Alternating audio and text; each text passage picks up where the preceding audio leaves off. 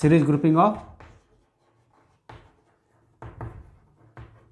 Capacitors. अब देखो समझना बढ़िया से, कैपेसिटर को सिंबल से ऐसे डिनोट करते हैं इस तरह से। मान लीजिए एक कैपेसिटर है, ये दूसरा कैपेसिटर है, ये तीसरा कैपेसिटर है, और इसको ऐसे कनेक्ट कर देते हैं। यहाँ देखो ये बैटरी लगा हुआ है इस तरह से। थोड़ा समझना इसका डिफिनेशन। ये बैटरी का पॉजिटिव टर्मिनल है, नेगेटिव टर्मिनल है। ये जो कैपेसिटर है, मान लीजिए 3 कैपेसिटर है, इसका कैपेसिटेंस C1 है, इसका C2 है, इसका C3 है। ये फर्स्ट कैपेसिटर का पॉजिटिव प्लेट है, ये नेगेटिव प्लेट है। सेकंड कैपेसिटर का positive plate, negative plate. Third capacitor का पॉजिटिव प्लेट, नेगेटिव प्लेट। तो देखो इसको ऐसे करते हैं, ध्यान देना है। और इसमें से मान लीजिए चार्ज फ्लो हो रहा है, इस तरह से जा रहा है। तो सीरीज ग्रुपिंग ऑफ कैपेसिटर्स क्या होता है? What is series grouping of capacitors? तो ऐसा इसको बोलेंगे, सुनोगे ध्यान से, कि when two or more than two capacitors are connected to each other in such a way that positive plate of the first capacitor is connected to positive terminal of the battery, negative plate of the first capacitor is connected to positive plate of the second capacitor, and so on। मैंने इस तरह से तो बहुत सारा हो सकता है ना, इसलिए मैंने बोला एंड सो ऑन।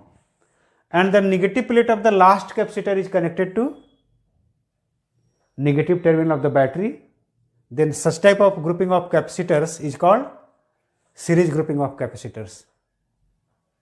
याद हो गया? Let us consider 3 capacitors having capacitances C1, C2, C3 are connected to each other in series with a battery as shown in the figure। अब देखो Q is the charge flowing through the capacitors।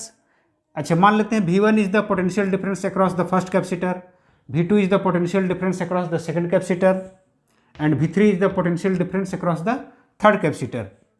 And if V is the total potential difference, then तो क्या होगा?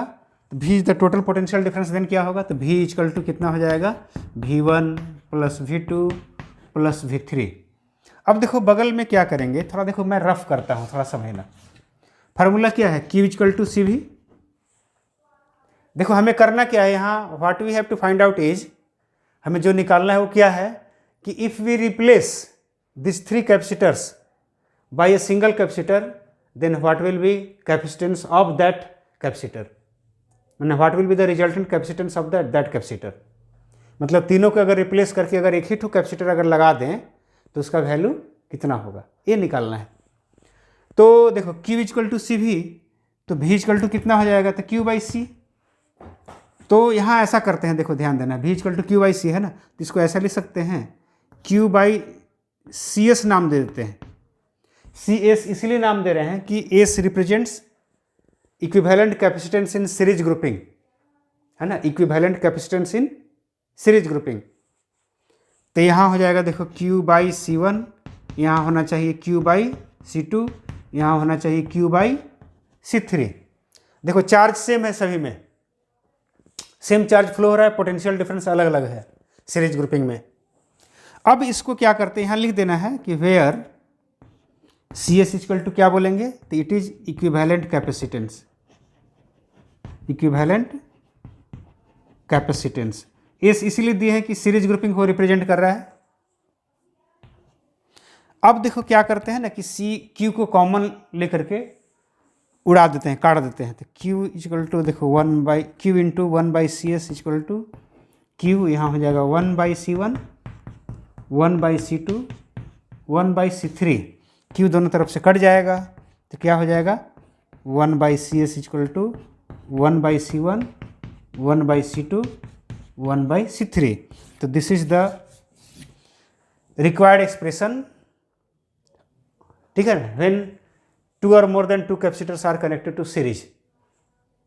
अब देखो यहाँ ध्यान देना है, इसका मतलब क्या हुआ कि इसको बोलते हैं इस तरह से, सुनोगे कि इसको ऐसे बोलेंगे कि the reciprocal of the equivalent capacitance, the reciprocal of the equivalent capacitance is equal to sum of reciprocals of individual capacitances of the capacitors.